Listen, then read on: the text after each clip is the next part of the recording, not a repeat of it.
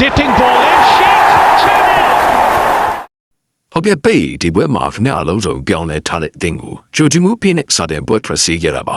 ဒီလိုဝစားခဲ့တာသူတစ်ဖြစ်တမပိုင်းကထိခဲ့တဲ့ပုံစံမျိုးပါဘလော့တောင်စိတ်ဖြစ်စရာမျိုးဖြစ်ခဲ့လေဗျဟုတ်ပါတယ်အဓိကကတော့အပြောင်းလဲတွေများသွားလို့ပါပဲရာသီရှည်ကြီးမှာ2ရက်ချ3ရက်ချစီကစားရတော့ကစားသမားတိုင်းအလှည့်ကျပါဝင်ဖို့လိုတယ်လို့ကျွန်တော်အမြဲပြောခဲ့တယ်လို့ဆင်ပြေမယ်လို့လည်းယုံကြည်ခဲ့ပါတယ်ဒါပေမဲ့လည်းရလက်ကိုကြည့်ရင်ဒီတစ်ခါတော့များသွားပြီလို့ထင်ပါတယ်ကစားသမားတွေကကစားရမယ့်အစားမလုံးမိအောင်အသင်းကိုဒုက္ခမပေးမိအောင်ပဲတတိထားကစားနေကြတယ်ဒါကြောင့်လွတ်လွတ်လပ်လပ်မရှိကြဘူးဘောလုံးနဲ့ပဲဖြစ်ဖြစ်ဘောလုံးမပါတဲ့အချိန်ပဲဖြစ်ဖြစ်နှိစက်မှုရှိပေမဲ့ကျွန်တော်လိုချင်တဲ့အနေအထားမျိုးမရောက်ခဲ့ကြပါဘူးလီဗာပူးစင်ကတကယ်ကိုကောင်းတဲ့အသင်းမှာကျွန်တော်သူတို့ကိုဂုဏ်ပြုပါတယ်အရှုံးကိုကျွန်တော်လက်ခံပါတယ်ဒါပေမဲ့ကျွန်တော်အမြင်ကတော့3ပွဲ4ပွဲ9ပွဲလောက်မကစားရသေးတဲ့ကစားသမားတွေပါဝင်စေဖို့ကျွန်တော်ကြိုက်ပါတယ်ဒါအခက်ခဲပါတယ်ဒါပေမဲ့ဒီတစ်ခါတော့နည်းနည်းများသွားတာပေါ့ဒီနေ့ဝယ်မစားခဲ့တဲ့အစားသမားတွေကထူစားခဲ့ကြပြီမဲ့ပွဲပေါ်မှာတဲမှုမရှိခဲ့တာလားအဓိကစိတ်ပစ္စည်းဖြစ်ခဲ့တာလားဒါမိခွန်းကောင်းတစ်ခုပါကစားသမားတွေကစူးစမ်းကြပါတယ်ဒါပေမဲ့အသင်းကြီးတစ်သင်းမှာဆိုရင်ကိုရည်ချင်းကိုပြသနိုင်ဖို့လိုပါတယ်ဒီနေ့ပွဲရဲ့စီးရင်မှာပါဝင်တဲ့သူတွေရောရန်ကုန်ကနေဝင်လာတဲ့သူတွေရောအားလုံးတူပါပဲကျွန်တော်ပြောချင်တာကသူတို့ကိုလက်ရှိပုံမှန်ကစားနေရတဲ့သူတွေလောက်ယုံကြည်မှုရရှိအောင်လှုပ်ဆောင်ပြဖို့ပါကျွန်တော်ကစားသမားတိုင်းကိုကစားခွင့်ရစီခြင်းနဲ့ချန်ပီယံလိပွဲကတော့အိမ်ဝင်လည်းဖြစ်တယ်နေထားလဲကောင်းနေတော့ကဲစူးစမ်းကြည့်ကြရအောင်လို့ကျွန်တော်တွေးမိတယ်ဒါပေမဲ့ဒါကအလုံးမဖြစ်ခဲ့ဘူးလို့ပဲဆိုရမှာပေါ့ဟုတ်ကဲ့ဒီရလက်ကရီမယ်နဲ့ပွဲတဲ့ PR ဘူးဖြစ်စီမလား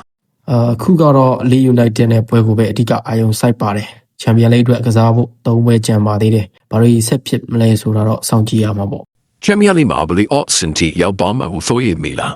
ကျွန်တော်ကအနာဂတ်မှာဘာဖြစ်မယ်ဆိုတာမျိုးအများကြီးမခံမှန်းတတ်ဘူးကျွန်တော်မသိပါဘူးအခုအာယုံဆိုင်ရမှာကစကားတွေအများကြီးမပြောဘဲကောင်းအေးထားပြီးလီယူနိုက်တက်တဲ့ပွဲအတွက်ပြင်ဆင်ဖို့ပါပဲဂျပန်ကပွဲကစားရတဲ့တောင်ခင်ဗျာအတင်းရဲ့ခံရရှိမှုနဲ့ပတ်သက်ပြီးဆိုရင်ဒါမျိုးရှိလာကြ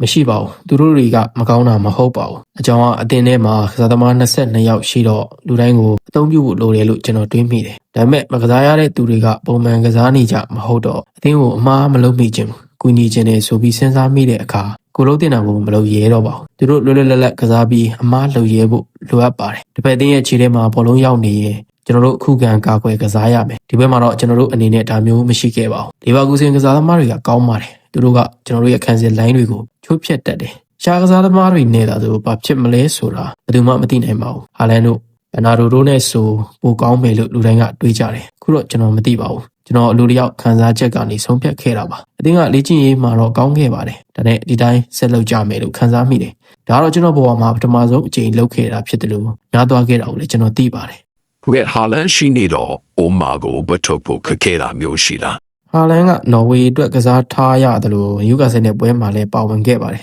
ကျွန်တော်တို့မှဒီလိုပြိုင်ပွဲမျိုးစုံအတွက်ကစားသမားတွေအများကြီးလိုပါတယ်ဟာလန်တယောက်တည်း95မိနစ်လုံးမကစားနိုင်ပါဘူးအနာပေးဖို့လိုအပ်ပါတယ်ကျွန်တော်ကအည်သွေးရှိတဲ့အချိန်ထက်စွမ်းရင်ပြေဝဖို့ပိုပြီးလိုအပ်တယ်လို့တွေးမိပါတယ်ဒါကြောင့်နာကျင်များများရထားတဲ့သူတွေကိုထည့်ကစားဖို့စဉ်းစားခဲ့တာပါဒါပေမဲ့လည်းများသွားခဲ့ပါတယ်